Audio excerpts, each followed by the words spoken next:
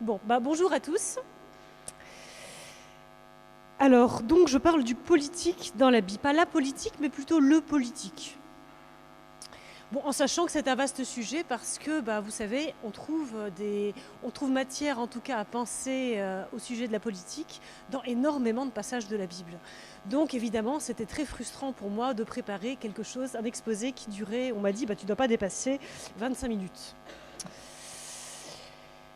Alors, j'ai décidé de traiter le sujet en deux parties de manière assez classique, Ancien Testament, Nouveau Testament. Et donc, d'abord, l'Ancien Testament.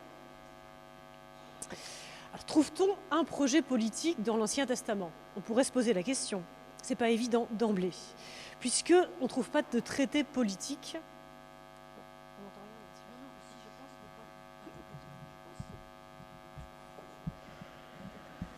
Comme ça? Mais là, c'est bien au-dessus, c'est normal, c'est mieux comme ça, tu crois? Bon. Donc, trouve-t-on un projet politique dans l'Ancien Testament? Alors, la réponse n'est pas d'emblée évidente, puisqu'on ne trouve pas de traité politique qui se présente explicitement, en tout cas comme tel, dans la première partie de la Bible. Le mot politique, d'ailleurs, n'existe même pas en hébreu. Donc on n'a pas de traité politique explicite. Pourtant, si le politique concerne bien la manière d'organiser la vie commune, les affaires publiques, le pouvoir dans l'État, alors il faut reconnaître que tout cela concerne bien le Dieu de l'Ancien Testament.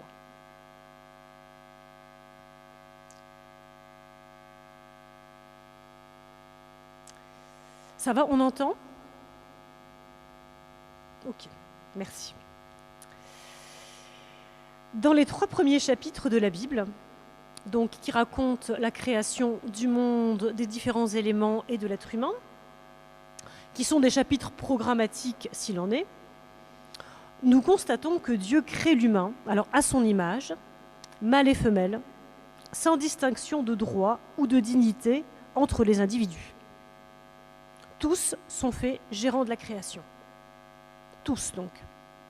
C'est une responsabilité d'autant plus grande que Dieu se retire, le 7e jour, laissant pleine autonomie aux humains et à tout ce qui a été créé. Ainsi, donc, créé à l'image de Dieu, l'humain n'est pas une marionnette, mais il jouit d'une importante liberté. Et c'est important car cette liberté est la condition de l'alliance. On ne fait pas alliance avec un esclave, puisque qui dit alliance dit la possibilité d'engager sa liberté. Dieu crée donc, dès le départ, un humain capable d'entrer en alliance avec lui. Et cela n'est pas sans conséquence au niveau politique. Les êtres humains sont égaux en dignité et reçoivent tous la mission de gérer la création, sans qu'il soit dit que certains soient plus gérants que d'autres, d'ailleurs. Tous sont à l'image de Dieu, tous également, et appelés à exercer leurs responsabilités sur la création en conformité avec l'agir créateur de Dieu, à savoir sans violence, puisque Dieu crée le monde par sa parole uniquement. Donc, par la parole, cela pour un monde de paix et pour le bien de tous. Donc c'est déjà une base qu'on peut poser, et sur laquelle on peut construire.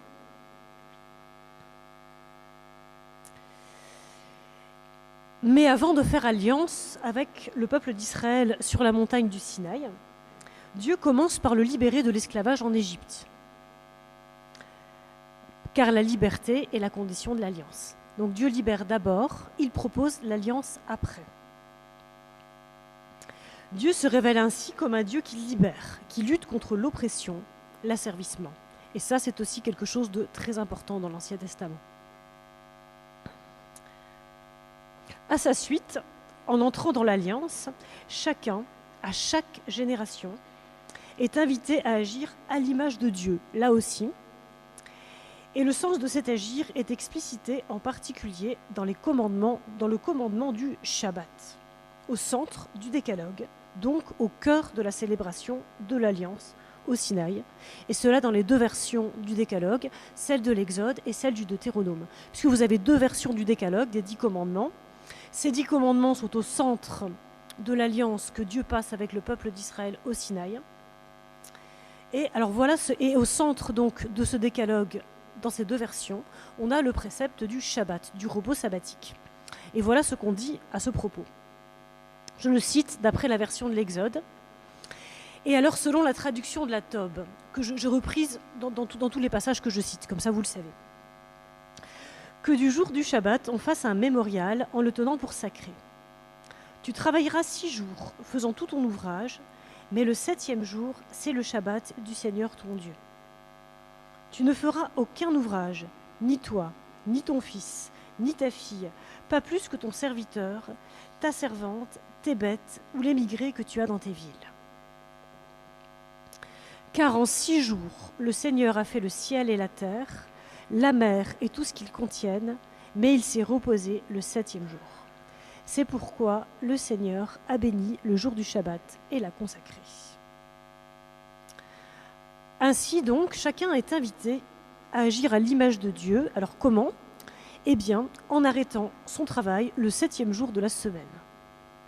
Alors pour Dieu, auquel on fait référence au moment puisqu'on fait référence à l'acte créateur, à la création en 6 jours avec le repos du 7e jour, eh bien pour Dieu, le repos du 7e jour avait pour but de donner son autonomie à ce qui venait de créer. La création et l'être humain sont autonomes parce que Dieu se retire. Pour le croyant, plus modestement, il s'agira de se détacher de son ouvrage pour se souvenir de celui sans lequel il n'est rien, à savoir son Seigneur, le Créateur. Le Seigneur, son Seigneur, donc le Créateur de toutes choses. Le Shabbat est ainsi en quelque sorte un garde-fou contre l'orgueil humain qui pourrait se croire tout-puissant. Une fois par semaine, chacun devra s'arrêter et se souvenir de celui qui est à la source de tout don.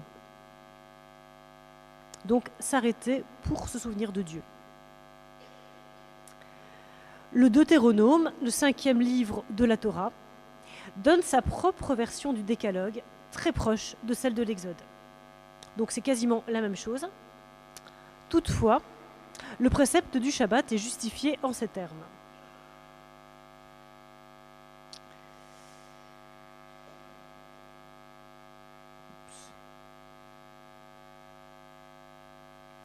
Tu ne feras aucun ouvrage, ni toi, ni ton fils, ni ta fille, ni ton serviteur, ni ta servante, ni ton bœuf, ni ton âne, ni aucune de tes bêtes, ni l'émigré que tu as dans tes villes.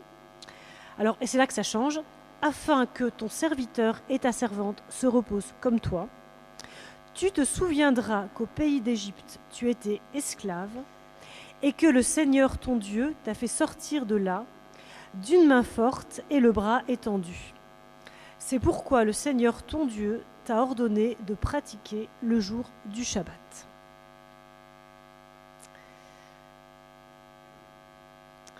Et donc ici, dans le Deutéronome, le repos du Shabbat n'est plus mis en lien avec la création, comme dans l'Exode, mais avec l'agir libérateur de Dieu. Donc on fait référence à l'événement de la libération d'Égypte.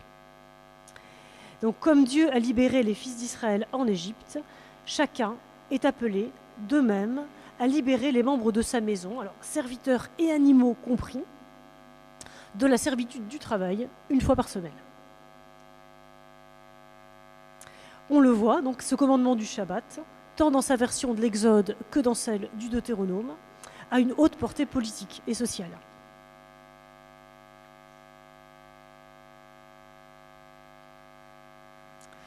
Alors, les concepts de justice et de paix, maintenant, qui sont importants dans l'Ancien Testament.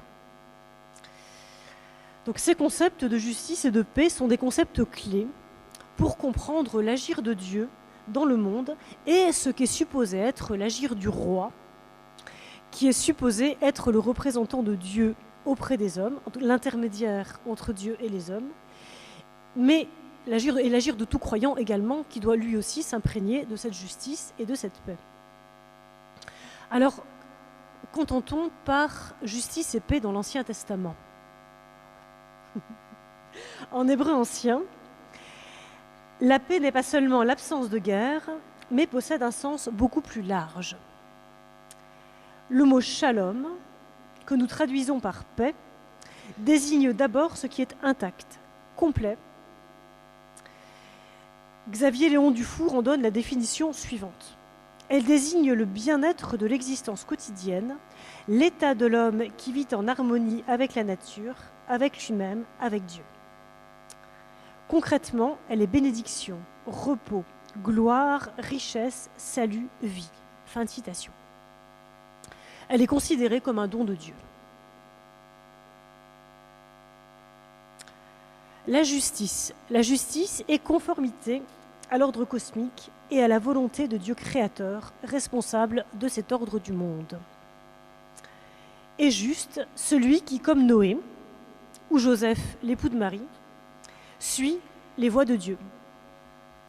Est juste également celui qui accomplit les commandements de Dieu, puisque les commandements de Dieu manifestent sa volonté. Ainsi, donc, la justice conduit à la paix, à l'harmonie et en définitive à réaliser l'image de Dieu. Paix et justice font partie des attributs royaux et des dons divins, en Israël comme en Égypte et en Mésopotamie.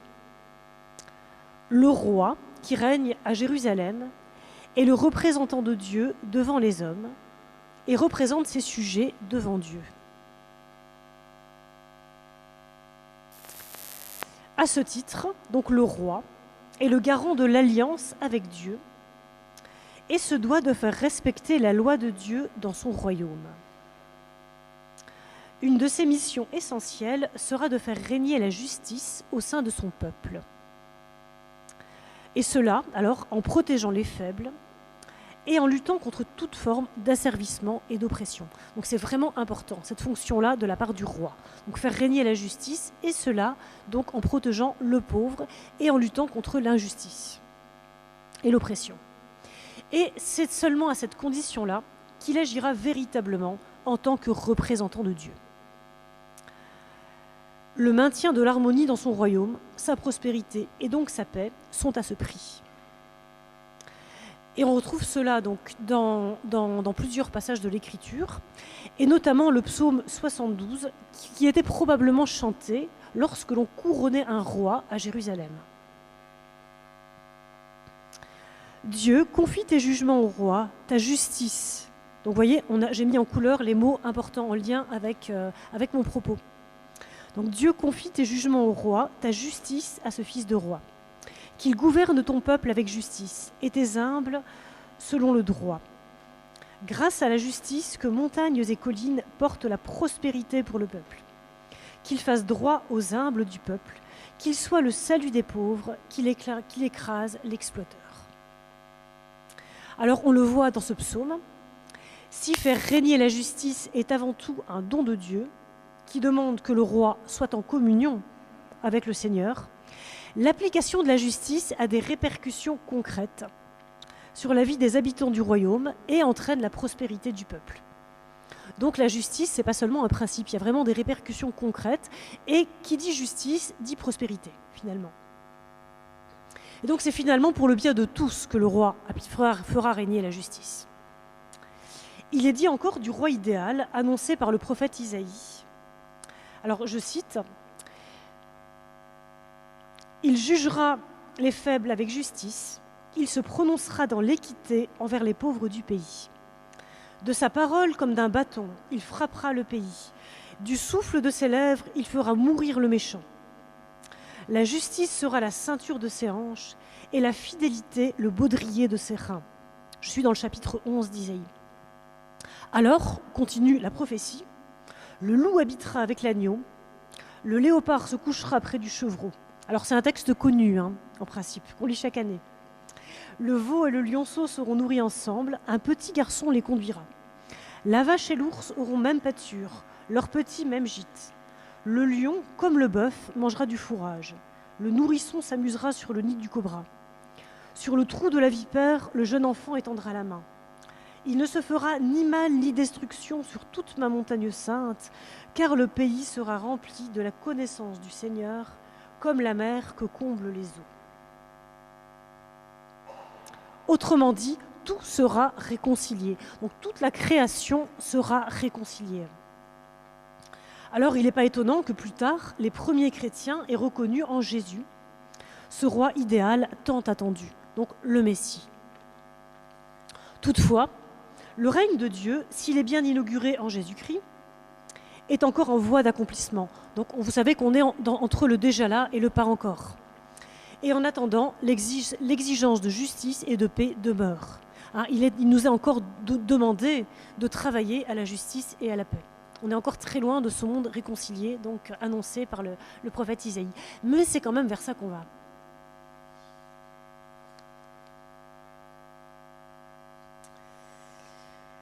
Les prophètes.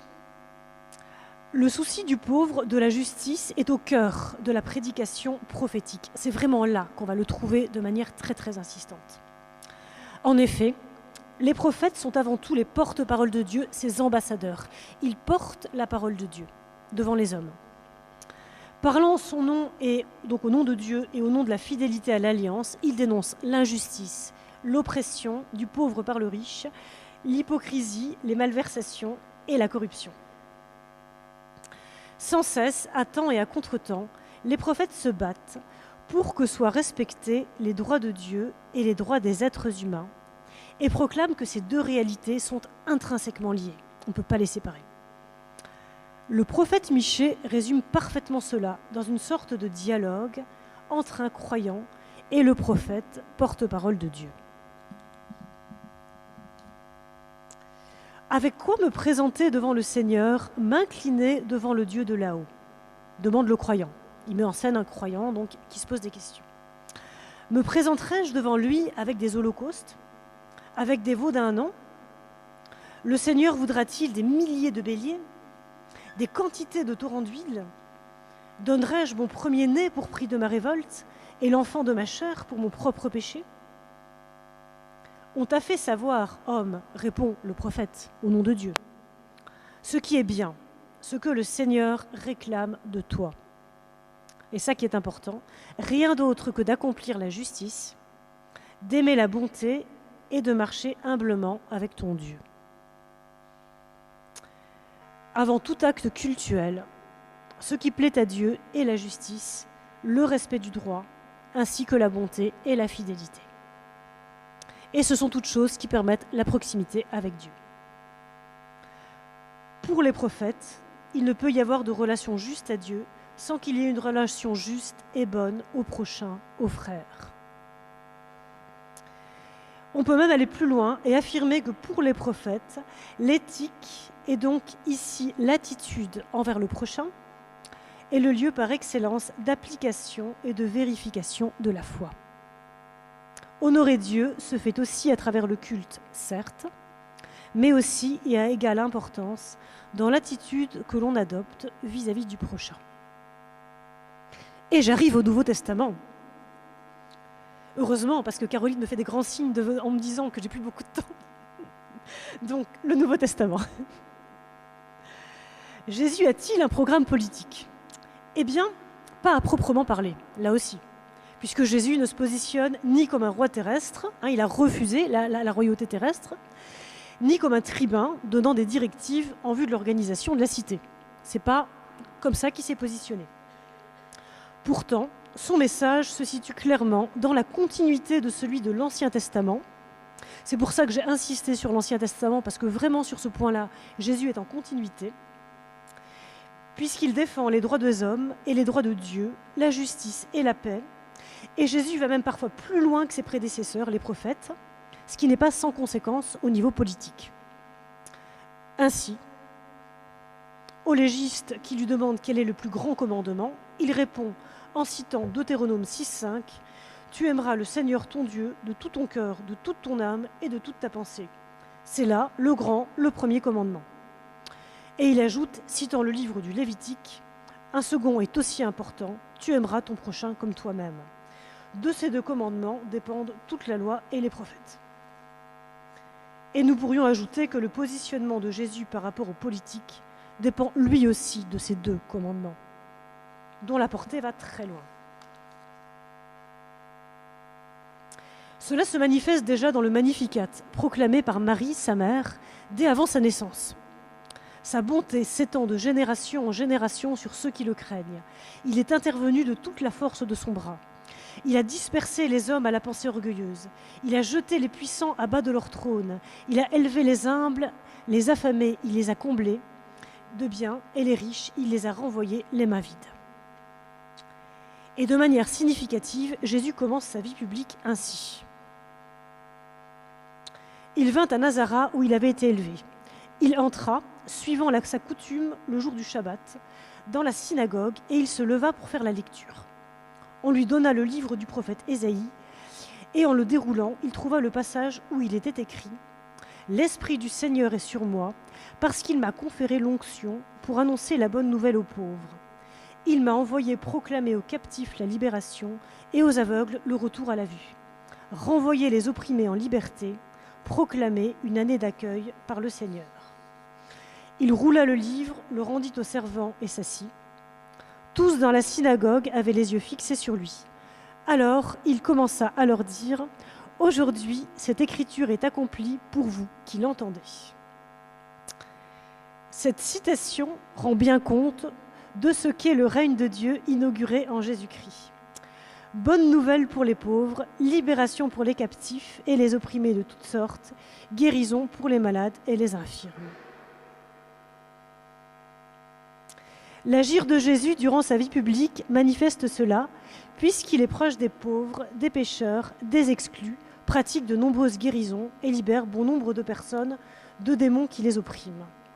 Il invite ses disciples à faire de même. Dans quelque ville que vous entriez et où l'on vous accueillera, mangez ce qu'on vous offrira. Guérissez les malades qui s'y trouveront et dites-leur, le règne de Dieu est arrivé jusqu'à vous. La prise en compte du prochain, en particulier du pauvre, de l'exclu, de l'opprimé, est d'une importance telle qu'il en va du salut, y compris à la fin des temps, comme l'attestent ces paroles solennelles de Jésus, peu de temps avant d'entrer dans sa passion. Quand le Fils de l'homme viendra dans sa gloire, accompagné de tous les anges, alors il siégera sur son trône de gloire. Devant lui seront rassemblées toutes les nations, et il séparera les hommes les uns des autres, comme le berger sépare les brebis des chèvres. Il placera les brebis à sa droite et les chèvres à sa gauche. Alors le roi dira à ceux qui seront à sa droite, « Venez les bénis de mon Père, recevez en partage le royaume qui a été préparé pour vous, depuis la fondation du monde. Car j'ai eu faim, et vous m'avez donné à manger. J'ai eu soif, et vous m'avez donné à boire. J'étais un étranger, et vous m'avez recueilli. Nu, et vous m'avez vêtu.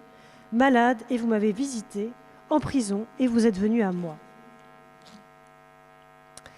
Et à la question des justes qui se demandent quand ils ont eu l'occasion de faire tout cela, le roi répond « En vérité, je vous le déclare, chaque fois que vous l'avez fait à l'un de ces plus petits qui sont mes frères, c'est à moi que vous l'avez fait. » On le voit, même si le Jésus des évangiles n'est pas monté sur le trône de Jérusalem, il n'a pas fondé de parti politique, mais son message n'en a pas moins une réelle portée politique. Radicale, incompatible avec un certain nombre d'options économiques, politiques et sociales. Alors, je termine. Et je termine par justement « rendez à César ce qui est à César », que je n'aurais pas pu ne pas aborder. Alors, qu'en est-il justement du fameux logion « rendez à César ce qui est à César et à Dieu ce qui est à Dieu », si souvent évoqué pour établir une séparation nette et imperméable entre le politique et le religieux. Replaçons-le dans son contexte. Dans les trois synoptiques, donc Luc, Matthieu et Marc, cette parole s'inscrit dans un contexte nettement polémique. Ça va pas bien. Les adversaires de Jésus voulant lui tendre un piège en lui posant une question embarrassante, et cela au nom de Dieu et de la vérité. « Maître, nous savons que tu es franc, alors que bon, ils veulent le couler, et que tu ne te laisses pas influencer par qui que ce soit. Tu ne tiens pas compte de la condition des gens, mais tu enseignes les chemins de Dieu selon la vérité. Est-il permis ou non de payer le tribut à César ?» Là, je cite Marc. S'il dit oui, Jésus est traité de collaborateur avec l'occupant romain. S'il dit non, eh bien, ses adversaires le livreront aux autorités romaines.